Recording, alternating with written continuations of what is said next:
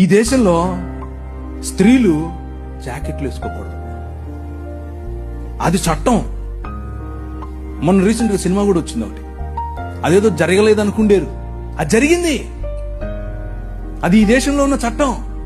ఎందుకు అనంటే మన దేవుడైనటువంటి బ్రాహ్మణుడు నడుచుకుంటూ వస్తే అది ఆడో మగో తెలియాలి కాబట్టి ఇప్పి చూపించాలి. ఏం లాజిక్ ఇది?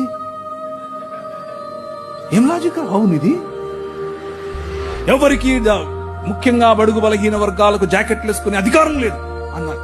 ఎందుకు లేదు? వేసుకోకూడదు నువ్వు అన్నారు.